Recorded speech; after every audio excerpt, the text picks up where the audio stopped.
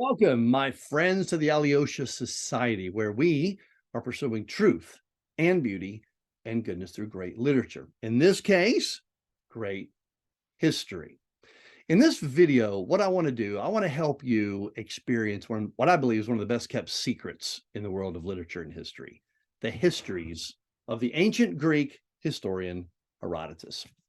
Now, I talked a little bit about Herodotus in two videos I have, my top 10 video, because he's in my top 10. And then I have a video called 5 Reasons Why You Should Read. And I have one of those on Herodotus. So check those out for some different kinds of details and content. I'm not going to cover all of that here. My goal in this video is to give you a key, all right, a code, if you will, to unlock the somewhat confusing Herodotus, so you can truly enjoy it more. Understanding leads to enjoyment. My philosophy as a teacher. So reading Herodotus can be a little bit like trying to have a conversation with someone who has not just ADD, extreme ADD, squirrel, and it's hard to follow him.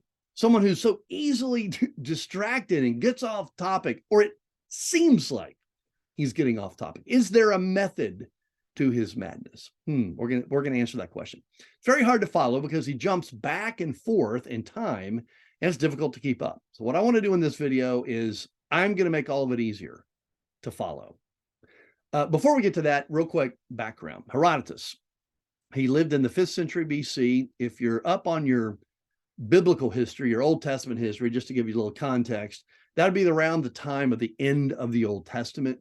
So you have individuals like Ezra, for example, who mention some of the same individuals that are mentioned in Herodotus, like King Cyrus.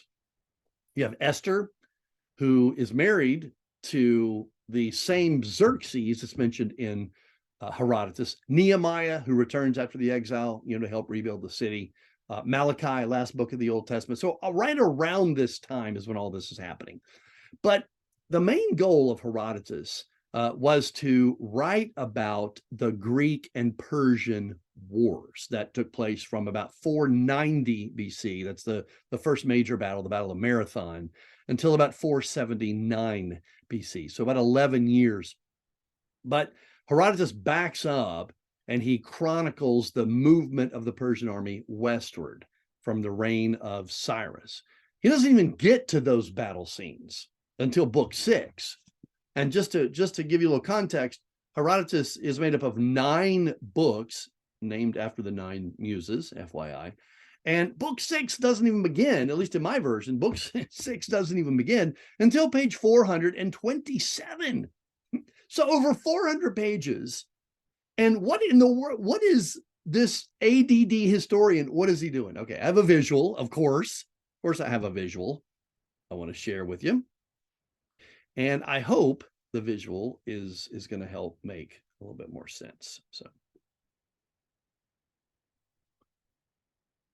okay, hoping that you can see that. Before we get to this chart I want to show you, I want to show you the map, just to give you a little context. Over on the right-hand side of this map, you see Medea, you see Susiana. Susa was the capital of the Persian Empire. See, over in that area, that is modern-day Iran, which would have been Persia in the ancient world. So if you move a little bit westward, you come to modern-day Iraq. You may want to, pull up a modern-day map and you can kind of see the layover here. Modern-day Iraq would have been ancient Babylon. So these areas on the map here that are dark, this reddish brown, these are all the areas that the Persians conquered. So they're moving westward. Armenia, Cappadocia. They're going to conquer the northern portion of Arabia. They're going to dip down there, you see, into northern Africa. They're going to conquer Egypt and as far west as Libya. And then they're going to continue moving through modern day Turkey, which back then portions of that were called Lydia. The western portions of which were actually Greek speaking. So you'll see those islands over there in the Aegean Sea, which are actually Greek. They're yellow, not conquered by, well, conquered some of them, some of this area by the Persians, and then the Ionians revolted. But anyway, Thrace, you see that Greece is all yellow here. Why? Because that's the whole point. Come on, you've probably seen the movies 300, the Battle of Thermopylae, you know, the Battle of Salamis. We are Sparta. Okay, you know that. You know all the, you know, the exciting battle parts of it. But what I want to do in this video is kind of unlock the rest of it. So maybe you can appreciate it a little bit more. So Herodotus and those pesky rabbit trails. So let me just unveil a little bit of this. I got to tell you, friends, it took me several readings and a pretty long time to kind of decipher the code, break it down, understand it, put all the pieces together. The first time I read Herodotus a number of years ago, I couldn't put it down. I was so excited by the crazy, weird, unusual, outlandish stories. And again, check out those other two videos I did on Herodotus, because I'm just not going to have time to talk about all of that here. But here we go. Now, what I want you to do is look across this top row, starting with women stealing, Croesus, king of Lydia. You see that? Croesus conquered by Cyrus. That is the actual sequence of events chronologically from left to right. Very simple, just like a timeline, ending over here with Cambyses takes the throne and attacks Egypt. Cambyses becomes king of Persia after Cyrus. It was Cyrus's son. He was completely nuts, Herodotus says. And I'm stopping my chart here. That's only a couple of 100 pages in, but you don't need more, because the same pattern is going to follow throughout. So here's the code. In between those historical events, that timeline, Herodotus gets off track and says, oh, by the way, I got to tell you this story. This reminds me. Okay, you know people like that? You know that every time a topic comes up, that reminds me of a story. Well, it can appear at first glance to be random. It's not actually random at all. Herodotus's rabbit trails actually make a lot of sense if you map them out. So what I want to do now is show you how the arrows go. So he begins by saying, oh, the tensions between the East and the West, the Greeks and the folks from the East, it all began with kidnappings, you know, these girls getting stolen, and it went back and forth and it escalated. He even mentions Helen and the Trojan War in that matter. So what Herodotus is trying to do at the beginning, he's trying to explain, well, why is there enmity between the West and the East? Where did it all begin? And he's just building very slowly again, and he's going to get up to book 6 when the violence begins, the battles. So he gets back on track. Oh, okay, I'm sorry, got to get back on track here. I want to begin with King Croesus, who was the king of Lydia, modern day Turkey, portions of that area. And he says Cyrus, the great Persian king, moved upon this region and wanted, oh, but you know what? I have got to tell you, it's not going to make any sense. You're not going to understand why this mighty, wealthy, illustrious king was defeated by Cyrus if I don't tell you the backstory. The backstory. So what he does, I'm not going to tell the whole thing here. He goes 5 generations back from Croesus to a man named Candaules, who was the king of this same region. And he thought his wife was extremely beautiful. And he wanted to make sure that everybody knew that and that everybody believed that.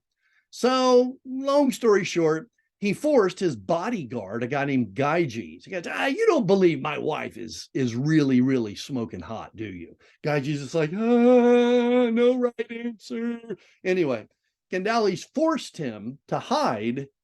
I'm not making this all in the text. To hide behind the door in their bedroom and watch, very inappropriate if children are watching, and watch while the queen came in and changed clothes so that he could observe just how beautiful she was. Well, apparently the gods didn't like that a whole lot, and they cursed Gyges for doing that, even though he was kind of forced to do it.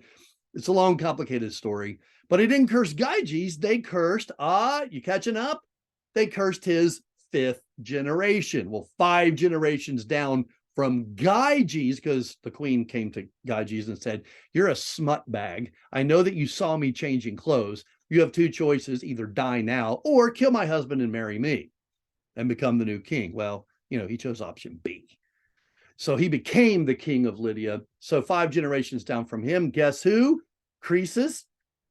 Guess what and why? He was cursed because of what his great-great-grandfather did. And oh, by the way, Herodotus says that's why Cyrus conquered him. You see, so it's hard to, in the text, it's not clear. Like, why is he going backwards and telling all this?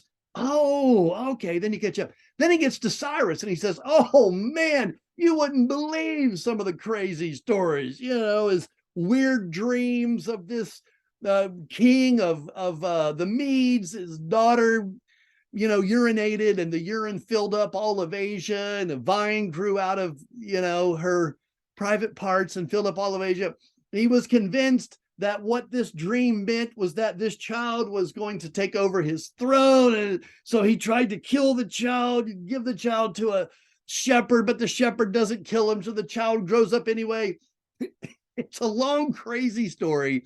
But Herodotus says that is actually the story of the first great Persian king, Cyrus. So it's just backstory. You see, what he's really doing, friends, is what's across that top line. It's not that the other stuff is not fun. It's not entirely necessary in just chronicling. But I got to tell you guys, without the rabbit trails, this wouldn't be on my top 10. I mean, this is on my top 10 because of the rabbit trails. Then, and here's the code. Here's the rest of the code. From here on out, the code is very simple. Every time Herodotus is getting ready to say, well, the Persians conquered fill in the blank. The Persians conquered fill in the blank. The Arabians, the Egyptians, So he stops and he says, oh, time out.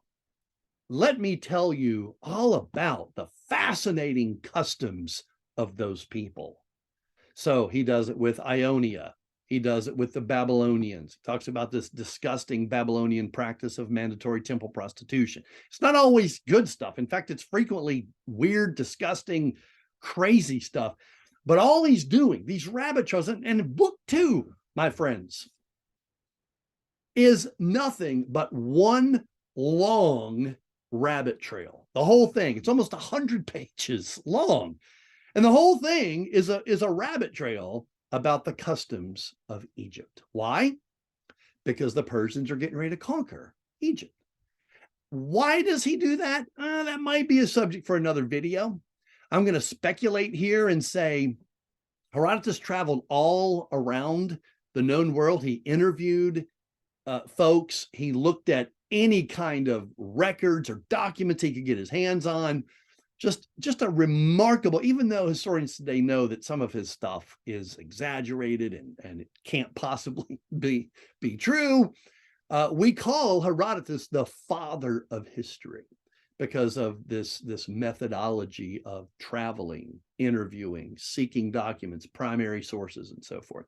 But my theory is that the reason he does all these rabbit trails about customs and culture is that maybe he's highlighting, you know what? Look at what the Persians are destroying.